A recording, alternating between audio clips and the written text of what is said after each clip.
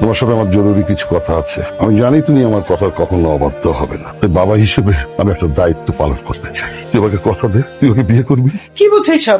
তোমার কি মাথা ঠিক আছে? তুমি চুপ করো, আমি ওর সাথে কথা বলছি। বাবা উনি আমার ভাইয়ের ওয়াইফ, এইটা তো কখনোই চেঞ্জ হবে না, এটা ইম্পসিবল। সরি বাবা। তাহলে শোন, তুই যদি রাজি না হোস আমি জয়কে নিয়ে এই বাড়ি থেকে চলে যাব। আমি জানি আপনি আমাকে কোনোদিন ক্ষমা করতে পারবেন না। আমার কারণে আপনাকে এরকম একটা সিচুয়েশন ফেস করতে হচ্ছে। আমিও সরি। আমি একটা মেয়েকে অনেক ভালোবাসি। আমার জীবনে একটা মানুষ থাকার পরেও আমি অন্য আরেকটা মানুষকে বিয়ে করেছি। আমার যে এখন কি করা উচিত এটাই বুঝতে পারছি না। তোমার সাথে যেটা হয়েছে এটা অনেক খারাপ হয়েছে। আমি না জাস্ট একটা জিনিস জানি, আমি তোমাকে অনেক ভালোবাসি। আপনি এসছেন? বাবা মা আপনার জন্য অপেক্ষা করতে করতে ঘুমিয়ে পড়েছে। আমি আপনার জন্য ডিনার রেডি করে রেখেছি, আর আমিও খাবো না, খাইনি। খেয়ে আসছি বাড়ি থেকে। আমি আজকে প্রমের সাথে দেখা করতে গিয়েছিলাম, ওকে আজকে সবকিছু বলে এসেছি। জি। ওকে এটাও বলেছি এদিকে সবকিছু সর্ট আউট করার পরে আমি এই সম্পর্কটা শেষ করে ওকে বিয়ে করবো। শুরুতে একটু কান্নাকাটি করছিল, পরে বুঝিয়ে বললাম আসলে অনেকদিনের সম্পর্ক তো, কেউই কাউকে ছাড়া থাকতে পারবো না। কিন্তু দেখেন আমি না আপনার জীবনের ভালো মানুষটা না হতে পারলেও আপনার জীবনের খারাপ মানুষটা হতে চাই না। আমি চাই না যে সেলফিশের মতো নিজেরটা নিজে গুছিয়ে দেন, হঠাৎ করে আপনাকে ডিভোর্স দিয়ে গায়েব হয়ে যেতে। ভাইয়ের কাছে শুনেছি আপনি জব করতে চাইতেন, জি। শুরু করছেন না কেন? এখানে আপনি আপনার মতো এক্সপিরিয়েন্স গ্যাদার করতে থাকেন, আপনি ওখানে সেট হয়ে গেলে তখন আমরা মিউচুয়ালি ডিভোর্সটাও কমপ্লিট করলাম। জি, আমিও ভাবছিলাম আমার কিছু একটা করা উচিত। এসির টেম্পারেচারটাকে একটু বাড়িয়ে দেওয়া যায়? আপনাকে একটা কথা বলবো? জি। আমার মনে হয় আপনি আজকে উপরেই ঘুমান। কোনো সমস্যা নেই, আমি এখানে ঘুমাবো। আপনি এখানে ঘুমান, আমি বাইরে ম্যানেজ করে নিচ্ছি। আপনাকে একটা কথা বলি। জি। আপনি এভাবে বাইরে গিয়ে ঘুমালে বিষয়টা ভালো দেখায় না, বাবা শুধু শুধু সেলিব্রেট করবে, তাই আপনি এখানেই ঘুমিয়ে যান। আপনাকে একটা কথা বলি, আমার বাবা আপনার থেকে আমি অনেক একটু ভালো চিনি, আমাকে ডিল করতে দেন। আসসালামু আলাইকুম বাবা। ড্রয়িং রুমে গিয়ে এসিটা ছেড়ে সোফায় ঘুমিয়ে পড়বি। আমি যখন সকালবেলা এসে জিজ্ঞেস করব এখানে শুয়েছিস কেন, তুই বলবি ঘুম এসে গিয়েছিল, শুয়ে পড়েছি। সরি, বুঝলাম না বাবা। বদল যা। বাবাকে ডিল করে আসলেন? জি। তাহলে চুপচাপ ঘুমিয়ে পড়ুন। আম সরি, আমার মনে হয় আজকের রাতে আমাদের দুজনকে নিচে ঘুমাতে হবে। সমস্যা নেই, আমি ম্যানেজ করছি।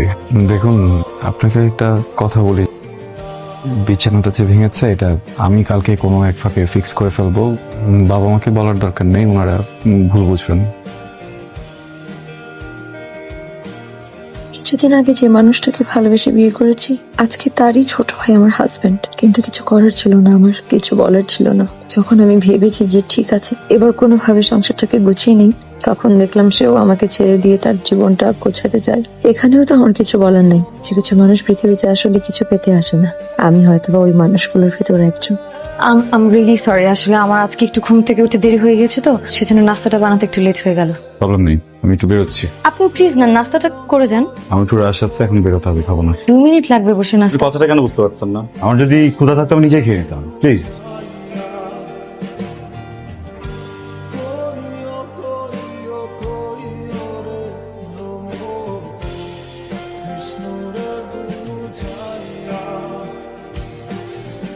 সরি, বুঝি নাই এটা নাস্তা ছিল। কিন্তু আমার না ওই পোলাও, গরুর মাংস এগুলো পছন্দ না। পৃথিবীতে একটা খাবারই খুবই পছন্দ, সেটা হচ্ছে চা পরোটা। আপনি কিভাবে জানেন? আপনার ভাই আমাকে সবসময় বলতো আপনার চা পরোটা খুব পছন্দ। আপনি যখন দেশের বাইরে চলে যান, আপনার ভাই আপনাকে খুব মিস করতো। জয়ী, আপনার জন্য সবকিছু অনেক কঠিন হয়ে যাচ্ছে, তাই না? কেন? আমাকে দেখতে ওর কথা মনে পড়ে। তুমি আর ওই মেয়েটা একই সাথে থাকো? না, একসাথে থাকি না। মিথ্যা বলবা না। একসাথে থাকি না, এক রুমে থাকি। একসাথে থাকা আর এক রুমে থাকার মধ্যে পার্থক্য কি আয়ান? ডোন্ট টেল মি যে তোমরা এক বিছানায় থাকো। এক বিছানায় থাকি না। দেখো, আমাদের আসলে এক রুমে থাকারও প্ল্যান ছিল না। আমি রাতে রুম থেকে বের হলেই বাবা অনেক কোয়েশ্চেন করে বসে, কিছু করার থাকে না। ও নিশ্চয়ই নিচে থাকে। তো নিচে থাকারই কথা, ও নিচে থাকে না? হুম। আচ্ছা, আমি বুঝতেছি না ও চলে যাচ্ছে না কেন বাপের বাড়িতে? তুমি কয়েকদিনের জন্য আসছো বাংলাদেশে, তুমি তো চলে যাবা। এই কয়েকদিন ও বাপের বাড়িতে থাক। মেয়েটা এরকম স্টুপিড কেন? আমি বুঝলাম না, ওর চরিত্রে সমস্যা আছে। না হলে ও ওর হাজবেন্ড মারা যাওয়ার পর হাজবেন্ডের ভাইকে বিয়ে করতে পারে না। প্লিজ এইভাবে কথা বলো না, আমরা মজায় মজায় বিয়েটা করিনি। সিচুয়েশনটা বোঝো। আমি আমার বাবাকে না করতে পারিনি, উনি কিভাবে আমার বাবাকে না করতো বলো? তুমি আমার ফ্যামিলি মেম্বারকে নিয়ে বাজে কথা বলতেছো। খুব গায়ে লেগে যাচ্ছে না? কয়েকদিনের মধ্যেই তোমার মনে জায়গা করে নিছে। তুমি আমার সিচুয়েশনটা বোঝো। একটা রিলেশনশিপে যতটুকু অনেস্টি দরকার আমি ঠিক ততটুকু অনেস্ট আছি। আমি বুঝতেছি তোমার সিচুয়েশনটা, আমার সিচুয়েশনটা একটু বোঝার চেষ্টা করো। আমি তো ইচ্ছা করে বিয়েটা করি নাই, বাট আমাদের একসাথে এখন থাকতে হচ্ছে, একই রুমে একই বাসার ছাদের নিচে থাকতে হচ্ছে, এখানে কিছু করার নাই। বাট আমি যেভাবে তোমার পিছনে তোমার ট্রাস্ট রাখার চেষ্টা করতেছি, আমি যতটা এফোর্ট দিচ্ছি তুমি সম্মানটা আমাকে দিচ্ছ না। উল্টা তুমি আমার ফ্যামিলি মেম্বার থেকে ছোট করে কথা বল। আয়ান, তুমি আমার সিচুয়েশনটা বুঝতে পারতেছো? আমার বাবা আমার মাকে চিট করছে, এখন সেম জিনিস আমার সাথে হচ্ছে। সেম জিনিস ফেস করছো না তুমি, প্লিজ। তুমি আমাকে না, তোমার বাবাও তোমার মাকে না বলে একটা বিয়ে করে ফেলছিল। আমি হয়তো তোমাকে না বলে এটা করছি, বাট আমি নিজে এসে তোমাকে এটা বলছি না। আমি কি তোমার কাছে কোনো মিথ্যা বলছি? আমি তো সেটা লুকাইতে পারতাম। কয়দিন পরে আবার চলে যাবো বাইরে, আমি এই কয়েকদিন তোমার কাছে সবকিছু লুকিয়ে তোমার সাথে এইভাবে দেখা করে ঘুরে ফিরে চলে যেতে পারতাম না? আমি সরি, দোষটা আমার। এটা কি আমার মেনে নেওয়া সহজ? এভাবে বলো না প্লিজ, ভালো তো বাসি তাই না? না হলে তো এত কিছু এই পর্যন্তই আসতো না। ঠিক আছে, আমিও সরি।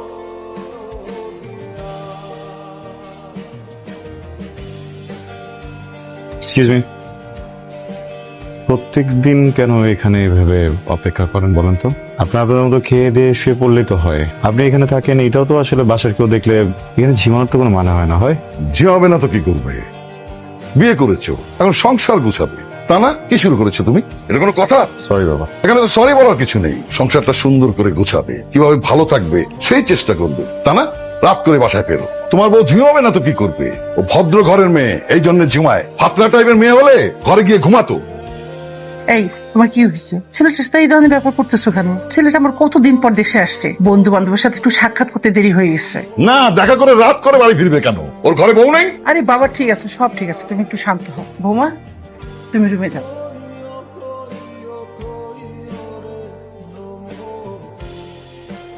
Excuse me. জি। জি শুনুন, আপনি কি ঘুমাচ্ছেন? না, বলুন। আপনার সাথে একটু কথা বলা যাবে? জি। আচ্ছা, আমি তো অনেক লেট করে আসছি। আপনি তো আমাকে খাবারের কথা জিজ্ঞেস করলেন না, আমি খাবো কিনা, খেতেও বললেন না। আপনি লেট করে এসেছেন তো আমি ভাবলাম আপনি খেয়ে আসছেন, সেজন্যই তো জিজ্ঞেস করিনি। এটা কোনো কথা না? একটা মানুষ তো 2 দিন বাইরে খেতেই পারে, এর মানে তো এই না যে সে এভরিডে বাইরে খাবে, তাই না? আমি তার উল্টা ভাবলাম যে আমি বাসায় এসে খাবো। মানে আপনি লেট করে এসেছেন তো এই জন্য আমরা 3 জন আপনাকে রেখে খেয়ে ফেলেছি। ঠিক আছে, গুড নাইট। আমি কিছু করে দেই? না, প্রয়োজন নেই। কিন্তু একটা কথা কি জানেন, মানুষের বাসায় ফ্রিজ কেন থাকে? যেন সবার জন্য রান্না করা হয়। কেউ যদি কোনো কারণে একদিন না খেতে পারে, খাবার যেন ফ্রিজে রেখে দেওয়া হয়, পরে লাগলে যেন সেই খাবারটা গরম করে খাওয়া যায়। ঠিক আছে? উঠতে হবে না, আমি খাবো না। তুমি কি কিছু ভেবেছো? কি ব্যাপারে? অনেকদিন তো বিদেশে থেকেছো, এবার তো সংসার হয়েছে, দেশে একটা কিছু করার প্ল্যান করো। আর কালকের জন্য আমি সরি। তুমি তো সব জানো মেয়েটার ওপর দিয়ে কি কি গেছে। এই জন্য তোমার কাছে আমার রিকোয়েস্ট, মেয়েটাকে একটু সময় দাও। সামির, সারপ্রাইজ। তুমি কেন?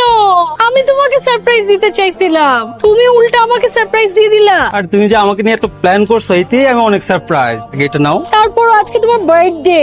আরে বার্থডে আমার অনেক আসবে, সারপ্রাইজ অনেক দিতে পারবা। কিন্তু একটা সমস্যা হয়ে গেছে। কি সমস্যা? সমস্যাটা হচ্ছে যে তুমি আর আমি একটা রিলেশনশিপে গেছি, তাই না? কিন্তু এটা তো কেউ জানে না। অ্যাটলিস্ট তোমার আর আমার ফ্রেন্ডরা তো জানতে পারে। দেখো, আমি নজর জিনিসটা অনেক বিশ্বাস করি, তুমি জানো। আমি চাই না তোমার আমার সম্পর্কে কারো নজর লাগুক। তুমি দেখো, আমার বাবা আর মার কত সুন্দর একটা সম্পর্ক ছিল, কার না কার নজর লেগে এত সুন্দর সম্পর্কটা আজকে আলাদা হয়ে গেল। তোর বাপ মায়ের ছাড়া কি নজর লাগার জন্য হয়েছিল, নাকি তোর বাপ তোর মাকে চিট করছিল বলতো? আয়ান, তুমি এখানে? আমি এখানে এটা পরে বলতেছি, যেটা জিজ্ঞেস করছি এটার উত্তর দে। কেউ তুই এভাবে কথা বলতেছিস কেন? একটা মেয়ের সাথে কিভাবে কথা বলতে জানোস না? বের হ এখান থেকে। আমি তোর প্রিভিয়াস ভার্সন। আমি যখন ডুবতে ছিলাম তখন আমার বাঁচানোর মতো কেউ ছিল না। তুই শুকুর কর যে তোরে বাঁচানোর জন্য আমি এসেছি। যা এখান থেকে। আয়ান, ওর কোনো দোষ নাই। ওর দোষ নাই না? দোষটা কার তাহলে? ওর যদি দোষ না থাকে দোষটা কার? দোষটা কি আমার নাকি তোমার? তোর দোষ। আয়ান দেখো, দোষটা কারো না, দোষটা তোমার আমার সিচুয়েশনের। নিজেকে আমার জায়গায় দাঁড় করায় দেখো। তুমি একটা মেয়ের সাথে 5 বছর সম্পর্কে ছিলা, 3 বছর তুমি অপেক্ষা করছো, সে বাহিরে ছিল যে আসতে তুমি বিয়ে করবা। সে ঠিকই দেশে আসলো, সে ঠিকই বিয়ে করলো, কিন্তু তোমাকে বিয়ে করলো না, অন্য একজনকে বিয়ে করলো। এটা তুমি মেনে নিতে পারতা, কিন্তু আমার এটা মেনে নিতে হয়েছে। আর তুমি দেখো, আজকে তুমি আমাকে একটা ছেলের জিনিসটা তো শুধু দেখছো, এটা তুমি মেনে নিতে পারো নাই, তুমি ছেলের গায়ে হাত তুলে ফেলছো। আমি তাহলে এখন কি করব? দেখো, বলা অনেক সহজ যে অপেক্ষা করব, কিন্তু করা এত সহজ না। আমি তো তোমাকে অপশন দিয়েছিলাম না, তুমি যদি চাও তুমি আমাকে ছেড়ে চলে যেতে পারো, তখন চলে যেতাম। এটা তো করার দরকার ছিল না, তাই না? এখন যদি তুমি তোমার ওয়াইফকে ডিভোর্স দিয়েও আমার কাছে চলে আসো, আমি তারপরও তোমার সাথে যাব না, কারণ আমার সেই বিশ্বাসটা তোমার উপর থেকে চলে গেছে। এটা সম্ভব না, ইটস ওভার।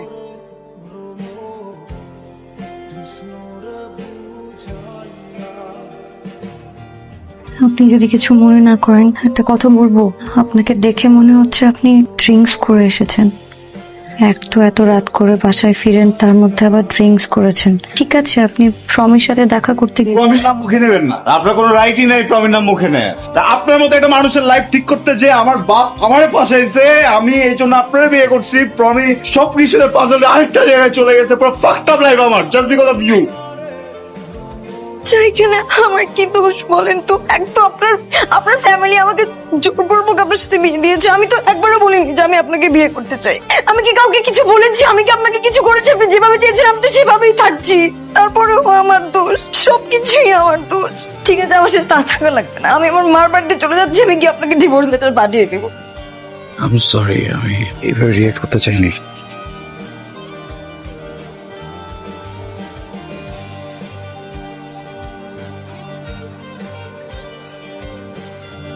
যাচ্ছি। আপনি কি আমাকে কিছু বলতে চান? আমি কি বলবো? এটা আপনার জন্য। কি এটা? Divorce letter.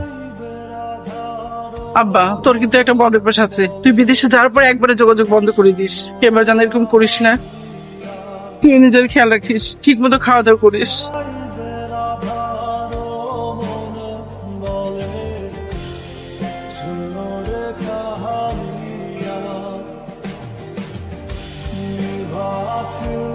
প্রিয় বউ, আমি আসলে খুব সরি। এই পুরোটা সময় হাজবেন্ড হিসেবে যেভাবে থাকা উচিত ছিল সেইভাবে থাকতে পারিনি।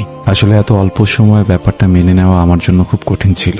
দেশে আসতে না আসতেই বিয়ে, তারপর প্রমের বিষয়টা, সবকিছু মিলিয়ে আমি একটু পেঁচিয়ে ফেলেছিলাম। হয়তোবা প্রমের সাথে বিচ্ছেদের দিন আমি একটু খারাপ ফিল করছিলাম, কারণ এই সম্পর্কটা আমার আর আপনারই ছিল। ওই দিন রাতে যা কিছু হয়েছিল এই পুরোটা এই জন্য হয়নি যে আমি ড্রাঙ্ক ছিলাম। আপনি আমার ওয়াইফ, আসলে একটা অধিকারের জায়গা আছে, কিন্তু এরপর কি বলবো না বলবো বুঝে উঠতে পারছিলাম না। ভেবেছিলাম হয়তো আপনি কিছু বলবেন, আপনিও কিছু বলেননি, আর আমিও কিছু ফেস করতে পারছিলাম না। কিন্তু এখন বলতে চাই, আমি আপনাকে ভয়ঙ্কর ভাবে ভালোবাসতে চাই, একটা সুন্দর সংসার সাজাতে চাই।